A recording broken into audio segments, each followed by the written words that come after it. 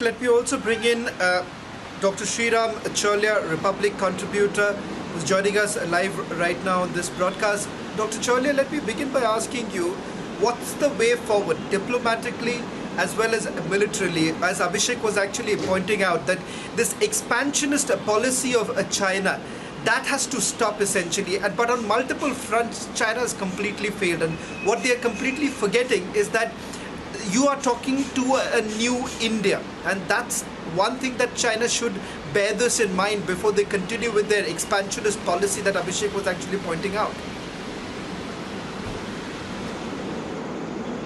Yes, Shaban, China is notorious for three qualities: deception, backstabbing, and propaganda. We are seeing the full form book, it's on display. They are now taunting us, saying we don't have mountain and plateau fighting capabilities. That's what the editor of the Global Times has just tweeted. And on top of it, they claim that India is the aggressor and that we penetrated into their side, and they basically, quote unquote, again taught us a lesson. So this kind of thing, is, and they are not releasing their casualties as a goodwill gesture, they say, so that people don't, calculate how many soldiers were lost by both sides. This is all part of the, that playbook of deception and propaganda. So, and this is, the nature of communist regimes.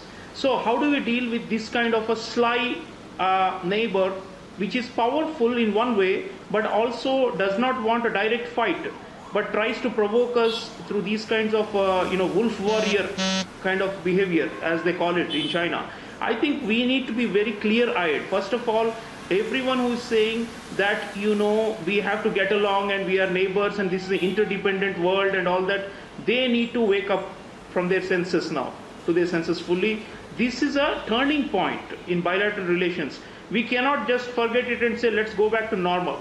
So what is the new normal? The new normal is going to be absolute deterrence. We have to actually increase our deployments all along the LAC, and every point where they are trying to intrude, we also have counter-intrusive capabilities, and we're going to do it.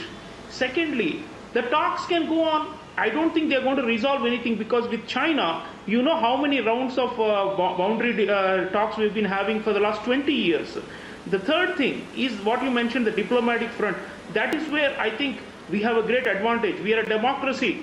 We are not a reviled communist dictatorship like China. We have a lot of friends, partners, and de facto allies around the world. All of them need to be brought in especially in the maritime domain, where they are also trying to encroach into our backyard and to try and prevent India's rise through their string of pearls strategy. So China knows that we are a capable country, and we need to really flex it. This time the point is not only about fighting eye for an eye on the LAC. It's about a rounded strategy which involves maritime, which involves diplomacy, which involves bringing... I'm happy to hear that the US is saying that it is concerned about what has happened and that it is going to consult with us. We should consult Australia, we should be consulting Vietnam, we should be consulting Indonesia, and everybody should be brought on board and given the full facts of what happened. And let people know that China is vulnerable. Right now, they are behaving as if they gave us a bloody nose, when the fact is that we have given it to them.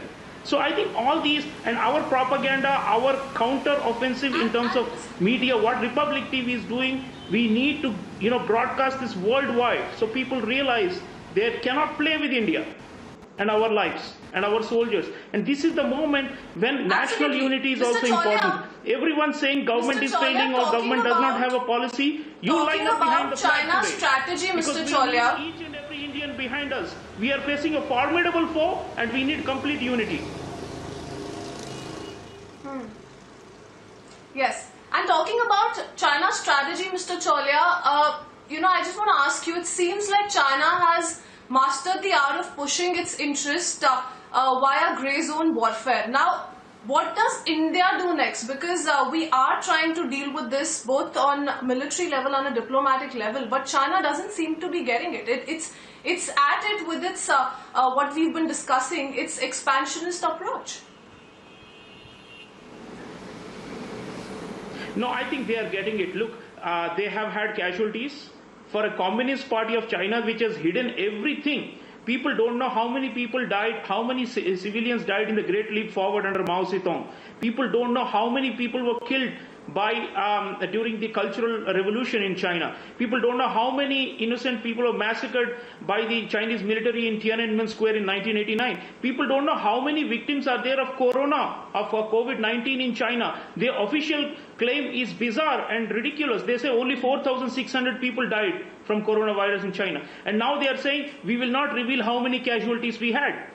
So I think they are getting the message, at least at the top level. They know how many died. They know the reality on their side. They know that we are not pushovers. They know that they are going to suffer more casualties if they keep doing this to us.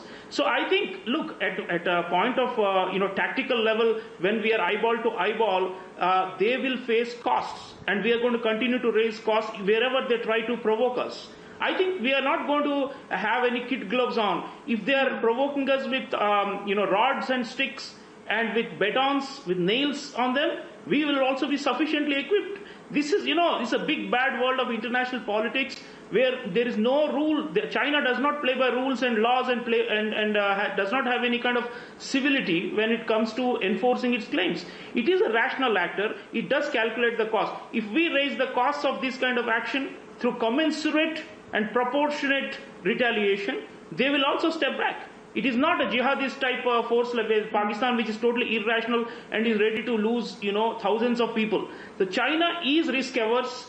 So it's very simple. The basic fact for our strategy should be raise the risks for them.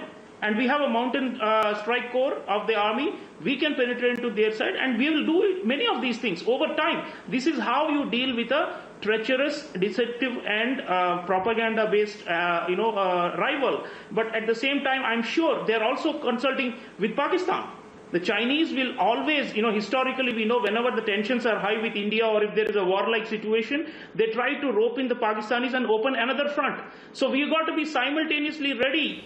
As General Rawat said, there are two fronts where there can be trouble. There can be no slip up in alertness across the LOC either. And the Pakistanis are gloating over the fact that, the Indians are suffering casualties at the hand of Chinese. So this is very, very critical moment where we should show our mettle and preparedness and alertness in terms of national security planning. And as I said, diplomatically also we must be on the counter-offensive. We cannot let this, go and say simply it was a border clash. It is not a border clash. The aggression, the ones committing aggression must be reported and shamed in the eyes of the international public opinion. And this is the right time because people are so angry with China about coronavirus. The whole world is against China. China has lost its soft power, and this clash will further lead to the decline of their image as a responsible actor. If they're a responsible actor, why are they coming with clubs at commander level negotiations? Why are they bringing in? Are they trying to ambush us? If they are going to ambush us like this, what is their credibility? Are they lowering themselves now to the level of Pakistan? So these are the questions we need to keep on putting out on a consistent basis, while at the same time we want de-escalation. We are not interested in war, and nor are the Chinese. But right now what we need to do is show them that they are vulnerable. And I think that's the only way to deal with this kind of foe, because ultimately they respect strength. And they know when to move back. They have de-escalated in the past after, provoking us and calling us names and reminding us of 1962 and all that during Doklam. That, phase showed our resolve. So resolve plus counter-attack capabilities here and there, and diplomatic of counter-offensive and right. Media waves, info Dr. waves. Everybody in the world is asking why are the Indians losing troops, but the Chinese don't seem to be even announcing Right. how many troops they've Dr. lost. Cholya. Let us use our intelligence and our military checkposts and everything on the ground and reveal what they have lost and make it public in a big way. Let them counter it and say it is Indian propaganda. Right, I don't Dr. mind it. India needs counter propaganda. We need counter intelligence to what they are doing and trying to do with us, and I think this is the right time for that. Right, you've made your point, Dr. Cholya.